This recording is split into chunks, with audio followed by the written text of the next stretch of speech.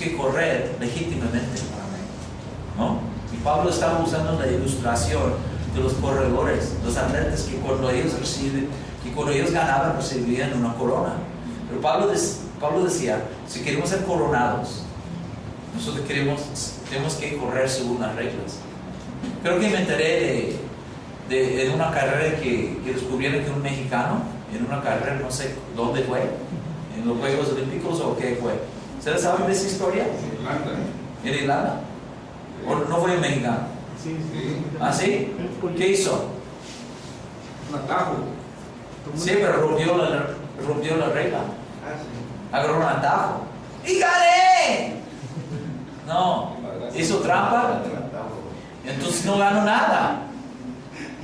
Entonces, ¿cómo pretendemos de vivir en la bendición de Dios si no estamos obedeciendo su palabra? ¿No? O sea, qué triste. Hay cristianos que quieren vivir bendecidos, pero viven sin ley. No se sujetan a Dios, no se sujetan a la Biblia. Y dicen, no, pero yo tengo fe que yo seré bendecido. No, pero Dios no viola su palabra. Esa palabra no se dobla para nadie, ¿no? Usted debe tener fe en la palabra, no tener fe en su fe. Debe tener fe en lo que Dios ya ha escrito. En vez de tener... Hay algunas cosas que Dios no va a hacer. Una de las cosas que Dios no va a hacer algo contra este libro. Dios no puede hacerlo, porque Dios es fiel, Dios no miente, ¿no? Entonces una persona que diga, yo vivo en adulterio, y yo soy tranza, pero yo tengo fe que Dios me puede bendecir. No, eso no es fe. Esa es rebeldía, desobediencia. Eso nada más es esperanza inútil. Eso no es fe. Fe es creer lo que Dios dice, creer su palabra. Entonces, Dios quiere un pueblo que se sujete a su ley. Amén. Un pueblo obediente. Y cuando nosotros nos sujetamos a la ley de Dios, somos bendecidos. Amén. La Biblia dice en Salmos 119, 56. Lo que pasa es que cuando usted y yo obedecemos a la ley de Jehová, ¿qué va a pasar cuando obedecemos la palabra? Salmos 119, 56. Estas bendiciones tuve. ¿Por qué? Ya está. Si usted guarda los mandamientos de Dios, será bendecido, ¿no? Pero hoy en día nos dicen, si usted quiere ser bendecido, tiene que pagar 500 pesos para ser bendecido. O tiene que mandar tanto dinero para ser bendecido. Esas son buenas maneras para trasquilar las ovejas de las iglesias y manipular las masas para que ellos den, ¿no? Si usted quiere ser bendecido, obedezca a Dios. Guarde su palabra, aquí está. ¿Sí o no? Dice blanco y negro, estas bendiciones tuve porque guardé tus mandamientos. La esposa del pastor Olivares me dijo una vez que una mujer que estaba por abrir un negocio nuevo, entonces se le acercó la hermana Vicky y me dijo, hermana Vicky, quiero que usted venga a mi negocio y que usted bendiga este negocio. Y no sé, yo creo que no tenía tiempo, tenía muchas cosas que hacer ese día. Me dijo, hermana, no puedo ir, pero te voy a decir algo.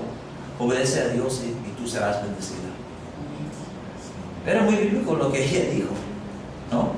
Porque la Biblia dice, en guardar los mandamientos hay grande galardón. Eso es lo que dice en Salmo 19. Y yo creo la palabra. Hay grande galardón en guardar esos mandamientos. ¿Sí o no? Entonces el pueblo de Dios, desastre, ¿no? Pero ve lo que dice en verso 4, segundo de Crónicas 15:4. Dice, en aquellos tiempos, pero cuando en su tribulación se convirtieron a Jehová Dios de Israel y le buscaron, él fue hallado de ellos. Si Dios tiene que usar la tribulación para que reaccionemos, bienvenida. ¿Sí o no? Porque algunas personas no buscan a Dios hasta que ellos toquen el fondo. Es verdad. Entonces que Dios haga lo que quiera para que reaccionemos, ¿sí o no? Eso fue una bendición para Israel. Quizás si no hubiera tribulación, si hubiera paz, quizás nunca hubiesen reaccionado. Pero fue una bendición. Porque ¿qué fue el fin? Buscaron a Dios. Cualquier cosa que me empuje más cerca del Señor es bendición. ¿Sí o no? Estaba hablando con una familia que ellos son muy prósperos ahora, hablando de economía. Tienen casas, creo que terrenos, vehículos. Pero la esposa, casi llorando, me dijo, mi familia está lejos del Señor. Mi esposo que antes servía a Dios, estaba cerca de Dios, está lejos de Dios. Y si yo pudiera escoger entre ahora y como vivíamos antes, prefiero los días de antes, que cuando éramos jóvenes, nuevos en nuestro matrimonio, no teníamos mucho, pero teníamos riquezas espirituales. Él y yo íbamos a la iglesia juntos. Dios usaba a mi esposo en sanar a los enfermos, echar fuera de demonios. Él y yo subimos nuestro carro y a veces no teníamos apenas para la gasolina para llegar al rancho, pero estábamos felices. Y los hijos dormían ahí atrás mientras que ministrábamos a las personas. Estábamos felices. Y ahora nosotros tenemos casas y carros y riquezas y nuestros hijos están lejos de Dios y mi esposo también. Vacía. Tiene lo que el mundo diría, tienes todo, pero no tienen lo principal. Están lejos de Dios. Ella está tratando de pelear para que su familia se acerque a Dios, pero ella reconoce cómo están hoy y cómo estaban antes. Que Dios haga lo que tenga que hacer para que nos acerquemos a Él. Y Dios lo va a hacer, porque Dios nos ama. Yo he escuchado testimonios de personas que tuvieron que tocar el fondo en sus vidas para que ellos reaccionaran. ¿No conocen personas así? Que ellos iban muy bien en la vida supuestamente y luego un crisis, algo sucedió en su vida para que, no hombre, la vida no es todo lo que pensé o todo lo que tengo, ¿cierto? Entonces eso es lo que pasó en Israel. Dice que cuando en su tribulación se convirtieron, hay muchos que solo buscan a Dios en su tribulación. Pues es mejor buscar a Dios en su tribulación en vez de estar buscando a Dios en el infierno. Pero ya será demasiado tarde. Porque como alguien dijo, no va a haber ateos en el infierno. Todos serán creyentes. Pero ellos van a gritar y aclamar a Dios con tanta fe y con todo su corazón, y Dios no será hallado. Wow. Entonces mejor buscar a Dios en su aflicción aquí en la tierra en vez de buscar a Dios en su aflicción eterna. Entonces qué bueno que Israel pasara por una aflicción, ¿sí o no? Porque como wow, estamos mal. Buscar a Jehová mientras que puede ser hallado. Amén. Eso es lo que la Biblia dice. Debemos buscar a Dios, hermanos, no solamente en la aflicción. Ustedes que son padres, ¿a ustedes no les gustaría que sus hijos solo les buscaran cuando necesitan algo? ¿A ustedes les gustaría que sus hijos le buscaran en todo el tiempo? Simplemente para estar con ustedes, ¿sí o no? No solo para pedir dinero, pedir un favor, pedir una nieve, pedir algo. Así nosotros debemos acercar a Dios simplemente por amarlo. En verso 8, ve lo que dice en verso 8.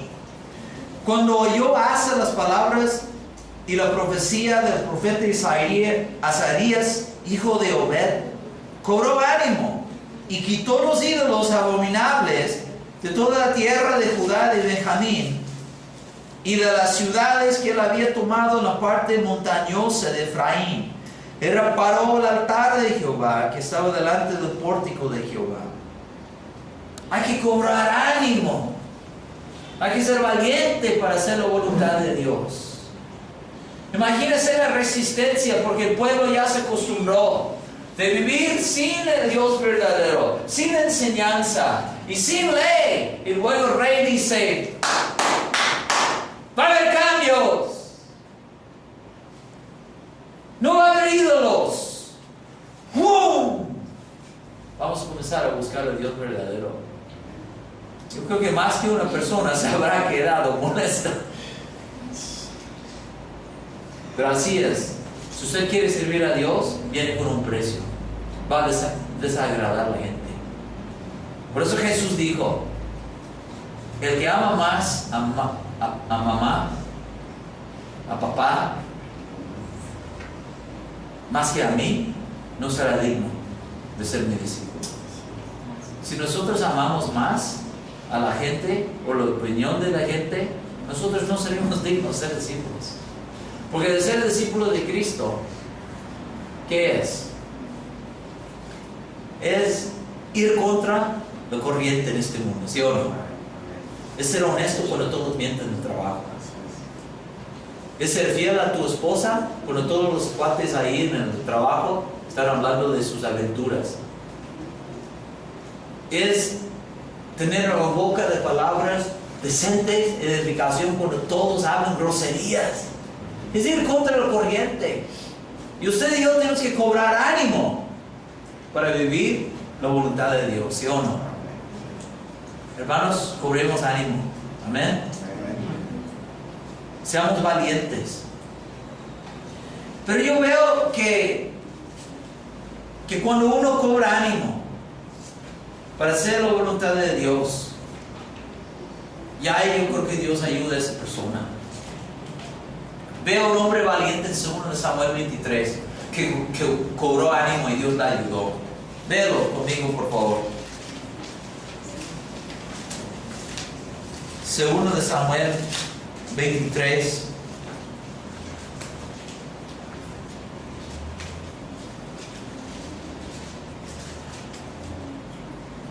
Verso 11.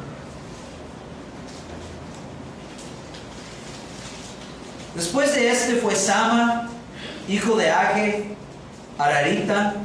Los filisteos se habían reunido en Lei, donde había un pequeño terreno lleno de lentejas. Y el pueblo había huido delante de los filisteos, o sea, se quedó solo. Él entonces se paró en medio de aquel terreno y lo defendió y mató a los filisteos. Y Jehová dio una gran victoria. ¿Quién lo ayudó, el valiente? Dios. Todo el pueblo huyó, pero él dijo: yo me quedaría a defender este terreno. Cobró ánimo, fue valiente y Dios se quedó con él. Dios le dio la victoria. Sea valiente en su escuela, sea valiente en su trabajo, para quedarse con Dios, para no negar a su Dios, para seguir las convicciones. Josué y Caleb, ellos eran valientes, porque ellos seguían con la visión de Dios para entrar a la tierra prometida. Los israelitas querían regresarse. Ellos cobraron ánimo y dijeron: no, vamos a avanzar. Y el pueblo de Dios quería matar a ellos, quería apedrearlos, pero Dios los protegió. Cuando usted cobra ánimo para hacer la voluntad de Dios, y ahí está Dios. Y Dios, como Dios estaba con este valiente que dijo: yo voy a quedarme, aunque todos se fueron, se quedó solo, pero Dios estaba con él. Mientras que Dios esté con él, no importa quién se nos vaya. Amén. Y lo más importante es que Dios esté con nosotros.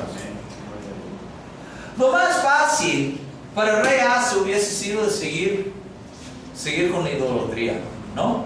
Vamos a seguir con la idolatría. Igual no hay problema, ¿no? Para que la gente no se moleste. Es el problema con muchos líderes. Ellos tienen miedo de hacer cosas que pueden molestar a la gente. Nosotros